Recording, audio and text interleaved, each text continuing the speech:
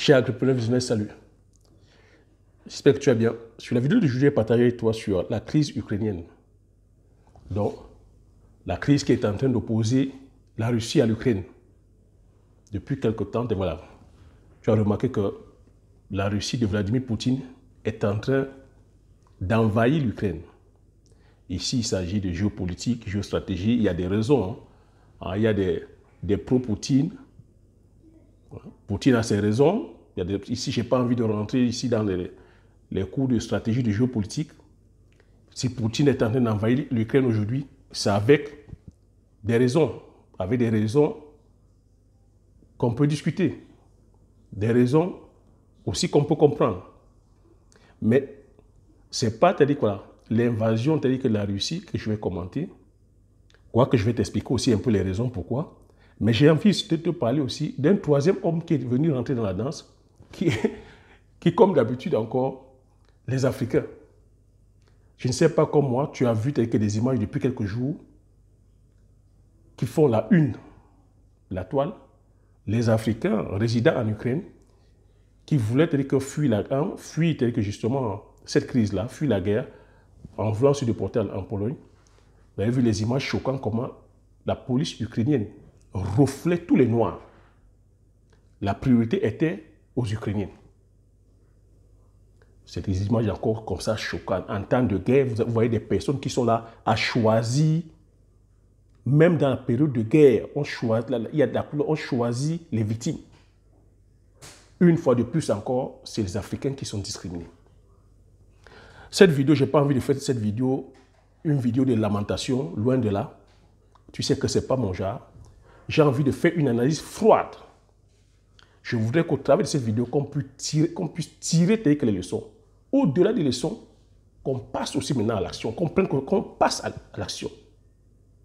On ne doit pas être ce peuple-là qui est toujours là à chaque fois, à chaque événement, en train de subir, de se lamenter. On est toujours victime ici de racisme. Que ce soit sur le plan individuel, lorsqu'on est dans des pays, on a vu en Chine, victime de racisme. En Europe, victime de racisme. On a vu nos sportifs victimes de racisme. Dans la vie quotidienne, ça peut passer par les injures, par les propos. Ce n'est pas condamné. Et ça, on accepte. On fait quoi avec ça? La vidéo d'aujourd'hui, cette vidéo, j'ai envie d'interpeller les Africains et les Africaines qu'il est temps aujourd'hui qu'on se bouge. Qu'on ne soit pas toujours, que ce peuple-là où on dirait que nous sommes la serpillière des Occidentaux. L'image, le message que Vladimir Poutine est en train d'envoyer, c'est un message fort. Il est en train, c'est vrai, il est en train d'envahir l'Ukraine, mais c'est avec des stratégies, parce que voilà aussi un monsieur, tu sais, l'Ukraine, si tu veux remonter l'histoire, ça faisait partie de la grande URSS. Ce pays a été disloqué, mais aujourd'hui, que la Russie est en train de voir un vent comme ça, occidental, en train de venir gommer, parce que c'est ça la crainte de Vladimir Poutine. Vous voyez que l'Ukraine aujourd'hui est en train de vouloir s'occidentaliser. Et la crainte de Poutine aujourd'hui, c'est que si l'Ukraine aussi embrasse l'Union européenne, embrasse l'OTAN, c'est une partie de la Russie qui va partir. Et sur le plan géopolitique ou géostratégique, c'est dangereux. Tu as comme ça plusieurs pays qui faisaient partie, c'est-à-dire que dans le temps de la grande URSS, qui ont rallié le camp des Occidentaux ou de l'OTAN. Et l'OTAN aussi, c'est une force militaire. Et ces forces militaires-là, Vladimir Poutine, la Russie, voit ça comme une menace. Il faut dire ce qui est, c'est une menace. Et si l'Ukraine aussi, parce que la crainte de Vladimir Poutine était aussi que l'Ukraine se rallie à l'OTAN et qu'il y ait une base militaire de l'OTAN en Ukraine. Et c'est une grosse menace pour la Russie. C'est pour ça que Vladimir Poutine a pris les devants et est allé annexer l'Ukraine. Tu avais la Crimée aussi. La Crimée, Vladimir Poutine aussi, par stratégie, a annexé la Crimée parce que sur le plan stratégique aussi, militaire, c'est stratégique. Vladimir Poutine ne peut pas laisser que ces pays-là, qui d'antan c'est-à-dire que faisait partie de la Russie. Et il est là, c'est quelqu'un qui prône aussi la culture russe, leur langue. Tu vois aujourd'hui que sa crainte, c'est que ces pays-là viennent s'occidentaliser. Qu'est-ce qui va se passer? Les gens vont commencer à parler quoi? Anglais ou machin, ou peu importe, avoir la culture occidentale, européenne, les mœurs. Parce que la Russie aussi se veut encore que c'est... ils ont leur culture où ils sont encore traditionnalistes.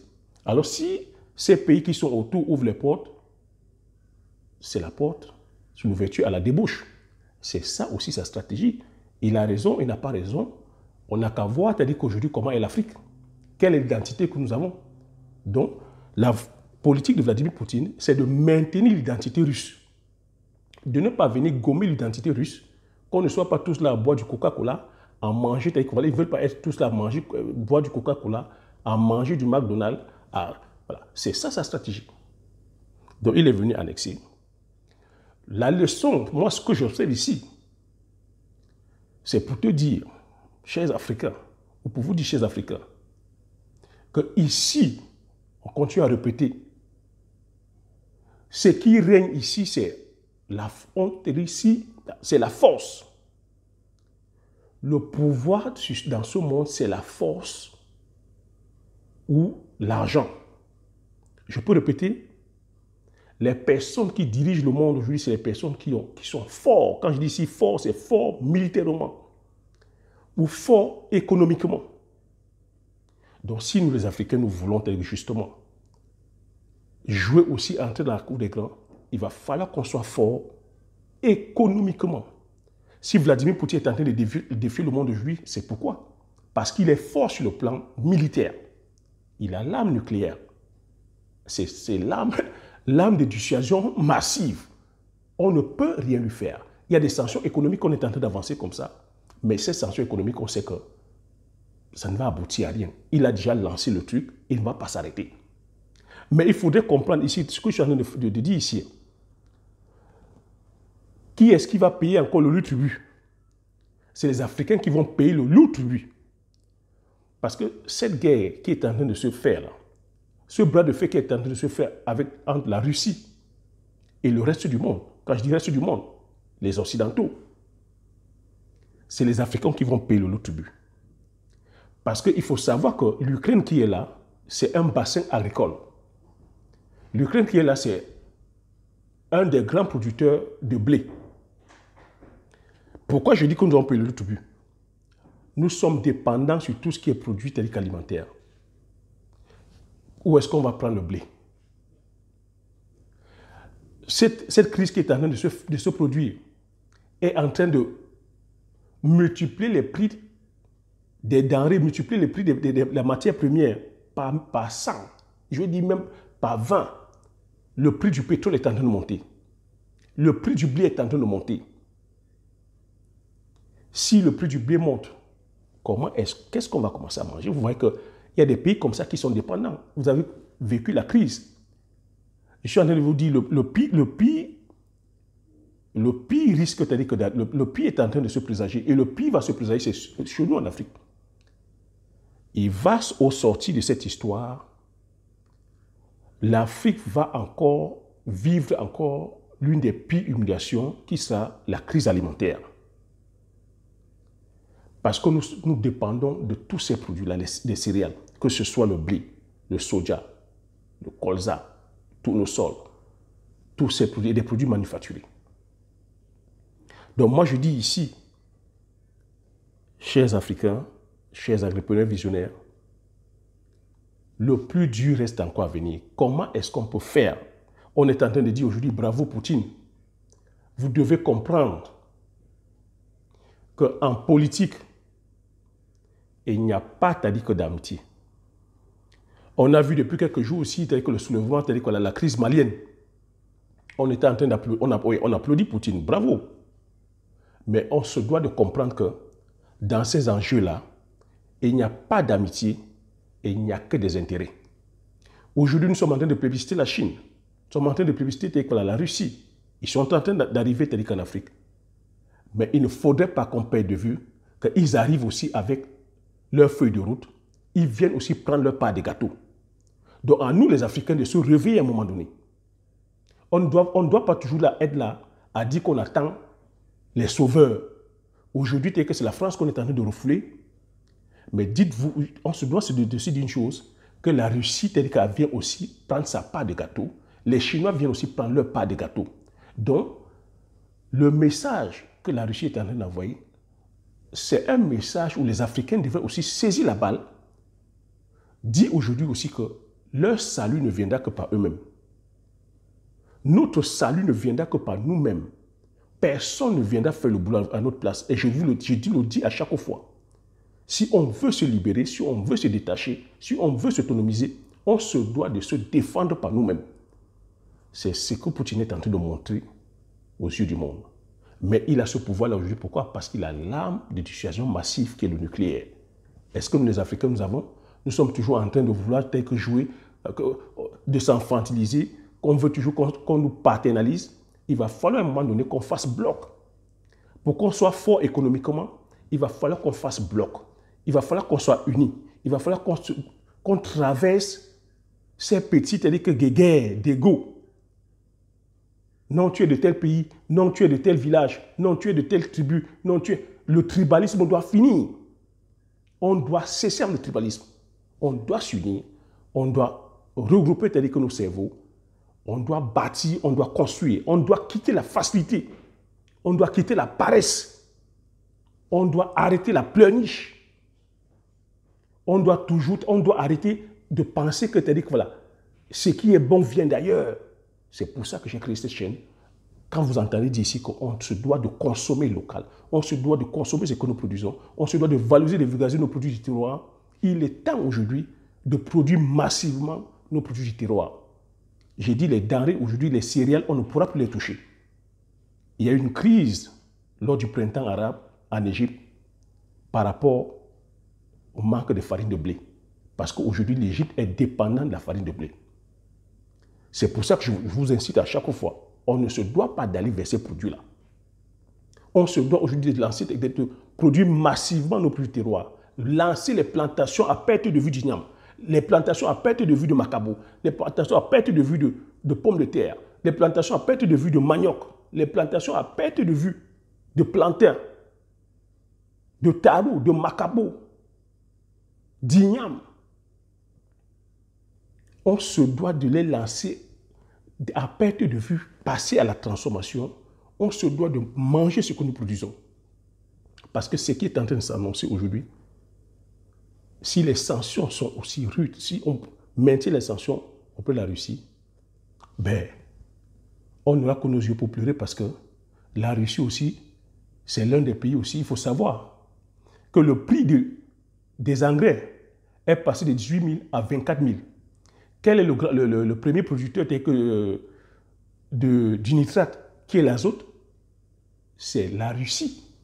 C'est la Russie qui est le premier producteur de nitrate. Et vous avez vu que si les prix ont monté, c'est parce que la Russie a bloqué ses stocks. La Russie n'est plus en train de fournir. C'est ça qui a fait monter les prix d'engrais. Donc, si on n'a pas d'engrais, vous voyez qu'on ne pourra plus produire. Donc, je dis que le pire est en train d'arriver pour les Africains.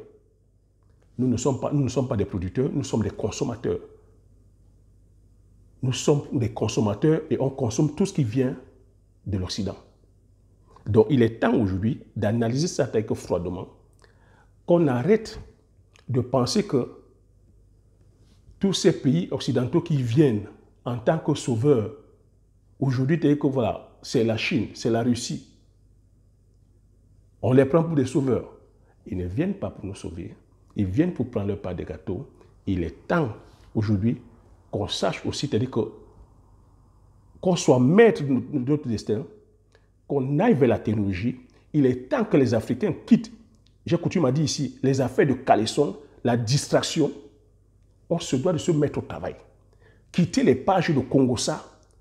On se doit d'aller vers la technologie. On se doit d'aller vers la connaissance. On se doit de payer le prix. On se doit de travailler. On se doit de bâtir. On se doit aujourd'hui de se lancer vers les business générationnels. Arrêter les business éphémères. Arrêter les business, c'est-à-dire que de famine. Arrêtez d'aller vers la facilité. On a encore vu qu'avec cet événement Liebli-Mal. Arrêtez d'être égoïste, de chercher la richesse facile. Arrêtez de courir vers l'argent fiduciaire. Allez vers l'économie réelle. Allez vers la création de la richesse réelle. Création de la richesse réelle, c'est quoi? C'est d'investir sur quoi? Les domaines concrets, l'industrie, l'agro-industrie, l'énergie, la technologie, la recherche, hein? L'éducation, l'énergie. C'est d'investir sur l'économie réelle.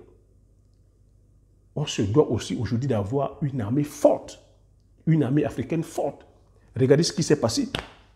Les Africains sont en train de lever les bras. Nos États, les États africains sont où? On ne pouvait pas affréter comme ça des vols? Ah non. Elle est où la compagnie Air Afrique? On avait une magnifique compagnie comme ça, telle que Air Afrique, qui était une compagnie aérienne africaine, qui pouvait aujourd'hui, lorsqu'il y a un problème, peu importe dans quel coin en Occident, dans le monde, dépêcher des avions pour aller secourir voilà, les nôtres. Non. On a fait tomber la compagnie. Aujourd'hui, voilà, on est fiers d'aller avec Air France. Vous pensez que c'est Air France qui ira chercher les Africains? Nos chefs d'État ne pouvaient pas comme ça rester. Regardez les images de honte, les images souillantes, affréter des avions pour aller chercher voilà, les ressortissants africains. Non, on regarde, une fois de plus encore, les Africains étaler leur misère. Pour moi, c'est honteux, c'est souillant. Donc, on ne va pas s'arrêter, on ne va pas s'arrêter seulement aux lamentations. Il va falloir qu'on cherche comme ça des idées claires et concrètes. On se doit de travailler pour que des images comme ça, des scènes comme ça ne se répètent plus. Vous avez vu, vous pensez qu'il n'y a que les Africains qui sont immigrés en Ukraine? Pourquoi on ne parle pas des Asiatiques? Pourquoi on ne parle pas des Pakistanais? Pourquoi on ne parle pas des Européens même qui sont là? Et il n'y a que, comme d'habitude, les Africains. Il n'y a qu'à voir quand on monte en Espagne, les bateaux qui viennent avec nos frères et sœurs qui ont chaviré dans ces périodes de fortune. Regardez la misère, comment on est à la misère. Regardez comment ils sont traités. Il faudrait à un moment donné qu'on prenne conscience que ça s'arrête et qu'on se mette au travail. Chers Africains, mettons-nous au travail. Il ne faudrait plus qu'on revoie encore des images comme ça, où à chaque fois on parle des Africains de façon négative. Dieu sait qu'on a de l'argent, mais comment est-ce qu'on utilise cet argent? On utilise cet argent à aller farouter. On utilise cet argent justement. Regardez les personnes qui nous dirigent. Ce n'est pas une question d'argent, c'est une question de mauvaise gouvernance, c'est une question de mindset, c'est une question de moralité. Il faudrait qu'on travaille, qu'on assainisse la moralité des Africains. Quand on nomme une seule personne pour aller comme ça, détourner 10 milliards, 5 milliards, 20 milliards, on en voit. Il faudrait à un moment donné qu'on prenne conscience, qu'on travaille et qu'on soit exigeant envers les personnes qui nous dirigent. Pour que l'Afrique ne puisse plus vivre, qu'on ne puisse plus vivre les images comme ça, honteuses, où à chaque fois où il y a un événement, c'est toujours les mêmes. Voilà ce que j'avais à partager sur cette vidéo. Oui, j'ai dit qu'il ne fallait pas attendre mettre l'émotion, mais à chaque fois, vous voyez qu'on est débordé. À chaque fois, c'est les mêmes images. Mais tu vois que sur la chaîne ici, j'ai dit, c'est en travaillant, c'est en allant bâtir les richesses générationnelles. On se doit aujourd'hui de prendre le temps de travailler, de bâtir. Parce que si ces Occidentaux sont puissants aujourd'hui, c'est parce qu'ils ont réfléchi sur leur richesse. Ils ont réfléchi sur comment organiser leur force. On ne se lève pas un matin, on se doit de penser. Donc penser, ça veut dire qu'il va falloir qu'on travaille collectif. Il va falloir qu'on casse, c'est-à-dire que tout ce qui est tribalisme, il va falloir qu'on casse toutes ces barrières-là que nous nous mettons entre nous-mêmes, qu'on casse la jalousie. Voilà ce que j'avais partagé sur ce petit partage à chaud sur les images d'actualité. Je ne sais pas ce que tu penses de cela. Même moi, tu as dit que voilà, ton avis, tel que sur tout ce que j'ai dit sur les commentaires, qu'est-ce que tu penses de ce que je viens de dire là? C'est quoi ton avis par rapport aussi aux images qui circulent là, sur la toile? Laisse-moi ton avis dans les commentaires, je me ferai plaisir de lire. Partage massivement la vidéo autour de toi afin que vous soyez comme ça plusieurs aussi au courant de ce qui se passe. Et il est temps, je dis encore, temps qu'on se mette au travail, qu'on se mette à l'action. Abonne-toi si tu n'es pas encore abonné. Comme j'ai coutume à dire, l'information, c'est la connaissance, la richesse. Une fois que tu as ces informations, tu appliques les stratégies, tu passes l'action massivement afin d'impacter ta vie et impacter la vie de ceux qui t'entourent. Sur ce, je te dis merci. À la prochaine vidéo. Ciao.